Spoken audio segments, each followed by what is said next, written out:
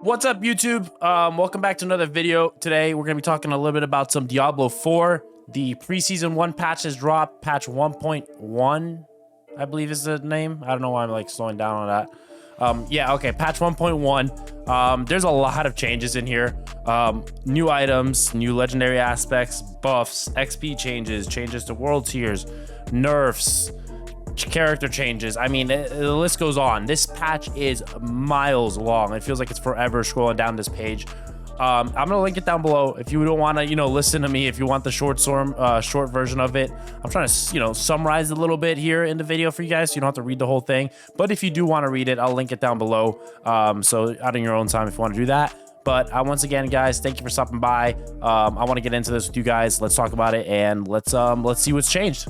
So first thing to see on this list is going to be the new unique items and legendary aspects. So as we knew, there was going to be new legendary aspects and new unique items coming in. Some of these items can be obtained from World Tier 4. For the general unique item for everybody to be able to get is the Spear of I'm going to butcher this, Lycander. It's a uber unique staff. It gains a random shrine effect for 10 to 20 seconds after killing an elite enemy. That's pretty crazy good. That's interesting. I mean, you know how powerful these shrines can be. Some of them, like the one that gives you gold, is kind of useless and all that, but the ones that can give you like the critical strike chance, making every strike critical, those are pretty good. So we'll see. Let's see. Developers note the spear is an extremely rare drop. We wish you luck in recovering from the armies of burning hells, which means you're not going to get it. But moving on. Barbarian, the Azure Wrath, a sword. It has a lucky hit. Your core skills have to a 20% chance to freeze enemies for 3 seconds and deal 0.75 to 1.5 cold damage to them. Druid has a flesh renderer now, which is a one-hand mace. It has a debilitating roar and blood howl, dealing 0.5 to 1.0 damage to nearby poisoned enemies. I'm gonna be playing Druid in season 1. We'll see. We'll try this new weapon out once season 1 drops here on Thursday. But that is a new Druid weapon. Necromancer has the Lidless Wall. Not sure how I feel about that name. It's a shield. It's a lucky hit. Well, you have an active Bone Storm. Hitting an enemy outside of Bone Storm has up to a 5 to 25% chance to spawn additional Bone Storm at their location. Each of your active sacrifices bonuses increase the chance by 25%, and total number of additional Bone Storms you can have by 1. So Bone Storm, if you run Bone Storm, this might be beneficial to you. I don't play Necro. I have a friend that does. I might run it by them, or if you let me know down in the comments if you play Necro and you run into this item, I want to see what your guys' thoughts on it'll be. Rogue has what's called the Eagle Horn. It's a bow. Penetrating shot has a 30 to 80% chance to fire an arrow that bounces off walls and scenery. So kind of a ricochet chance on that bow, which is pretty neat. Then for sorcerers, the last new item you have is the Oculus, a wand. I use staff on my sorcerer. I know a lot of people do play wand for that DPS buff, but I do run staff. But this wand gives you the effect of teleport enchantment for free. When you evade using teleport enchantment, you are taken to a random location.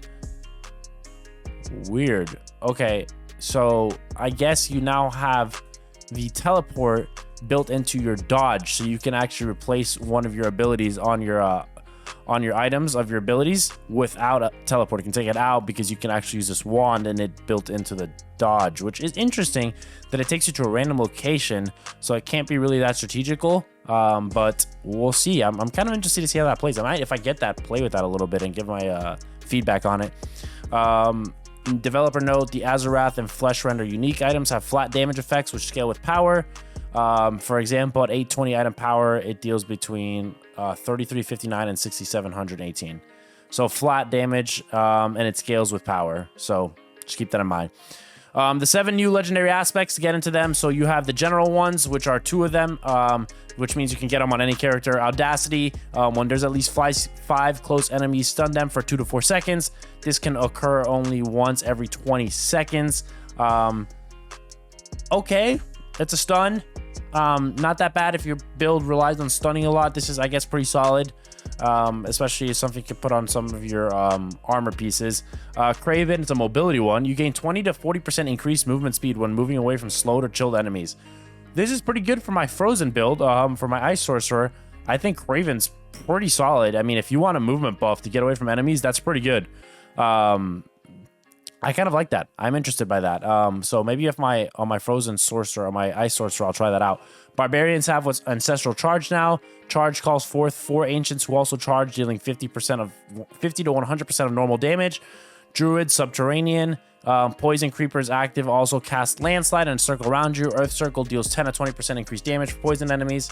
Necros have what's called gore quills now. Will consume blood orbs to also, blood lance will consume blood orbs to also conjure lances from them. Each additional blood lance deals 20 to 50% of normal damage, and prioritize targeting on lance enemies. Once again, I don't know anything really about Necro, but for my Necro players, that's a new ability for you, or a new aspect, I'm sorry. Rogue, pestilent points. Every third cast of puncture is poison imbued with 100 to 150% of normal potency.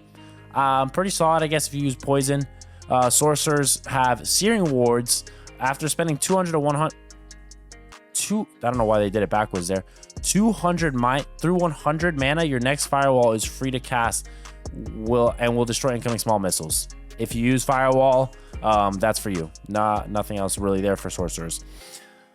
All right. Also, along the bug fixes line, they also made a bunch of bug fixes you can see on screen here.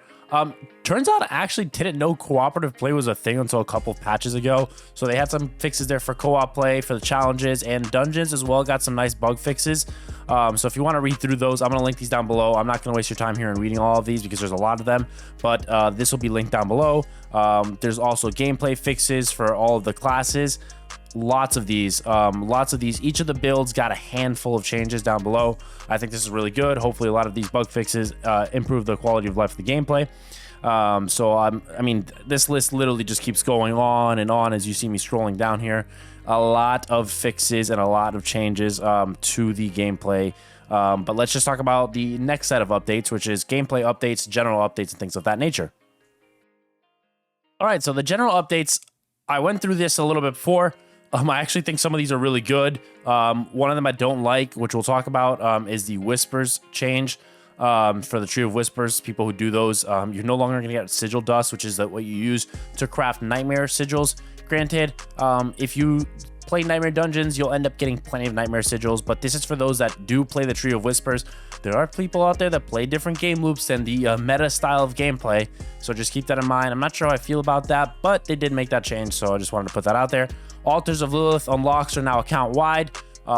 Before I, continue, let me preface this and say, you should log into your main character that has everything done and everything unlocked, at least the furthest along. Log into that character and that'll trigger the unlocks for every other alt character and every other additional character you make moving forward. So just a heads up, if you want to make sure that all this stuff applies to you, make sure you log in with your main character that's furthest along, and you'll unlock all this stuff. Okay, so moving on. So Altars of Lilith unlocks are now wide. Map discovery is now account wide. The overall loot quality has been significantly improved for Silent Chests, which I think is a big positive because Silent Chests to me beforehand really weren't worth it. I mean, you would spend the Murmuring Obols for them to get the keys, but I mean, as rare as they were, I mean, I've only opened a handful and they've always been some very mediocre loot that has never ever gone on my actual character. So this will be nice to see that welcome change. The channel time for leaving dungeon has been increased from 3 to 5 seconds. Guess they wanted to slow down how fast people leave dungeons. I'm not sure about that change. We've generally reduced the tendency for many monsters to move around in combat, so melee characters don't have to chase down their enemies as much. Hugely positive change there. I think that's awesome, especially for melee characters, my bard players, my druid players. You know, when you got to run around and chase those characters, this is big. You don't got to keep chasing those flying guys that move from area to area. That makes it so hard. They'll actually slow down, stay more in place, so this will make melee a lot more rewarding and a lot more better in terms of combat. Let's see what else. Added PS5 DualSense Edge wireless support for PC players. So those of you that play with a controller, I don't. Oh, excuse me.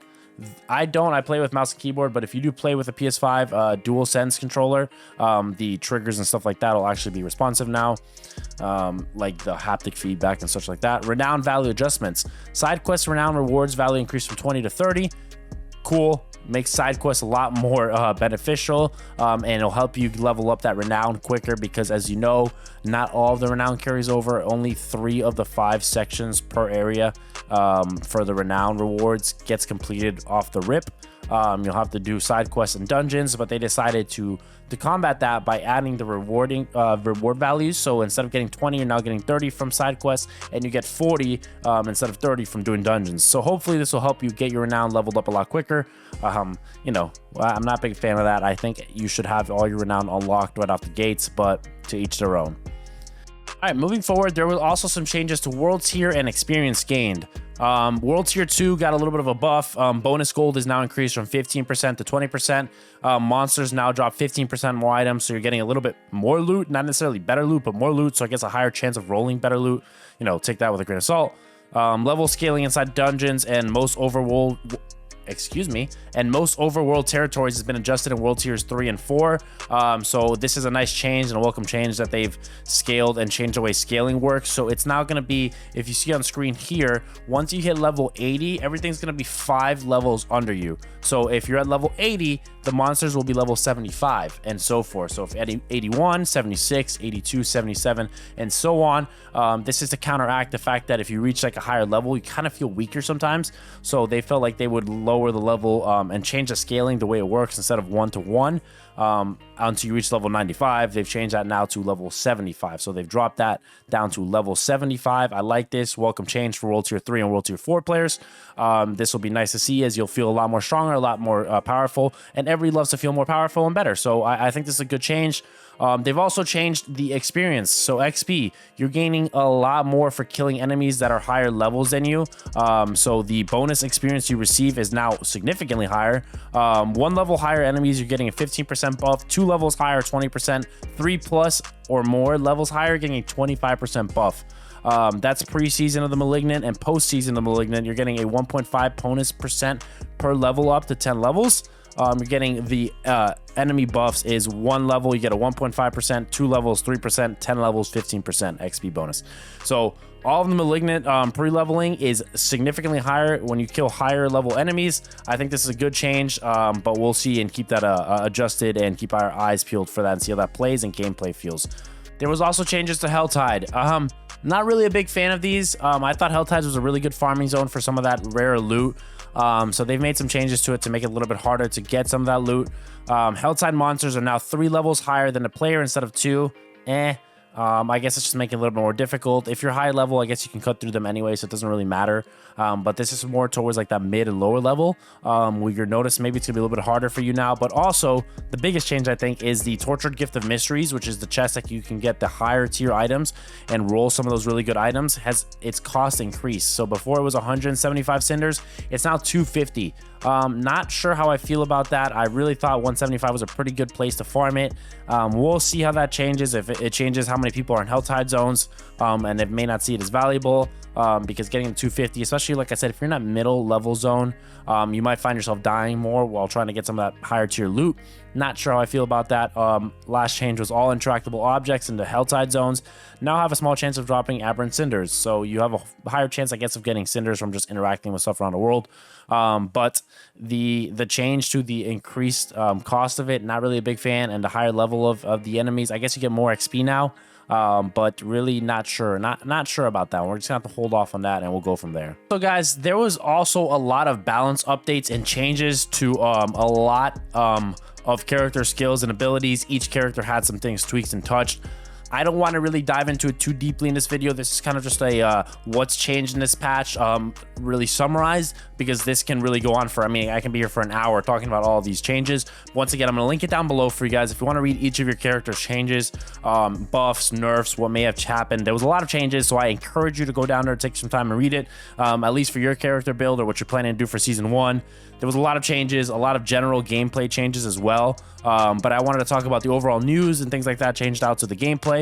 Hopefully you guys did enjoy this type of video. It was kind of a little quick update video for you guys. We're going to be diving into Season 1 of Diablo on Thursday.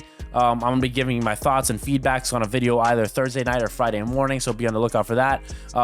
Make sure you drop a sub if you do enjoy that and you're looking out for further videos. If you did enjoy this video, drop a like. Let me know in the comments what you think. Let me know your feedback and thoughts from this patch. And hopefully you guys have a great day, and thank you for taking time. Peace.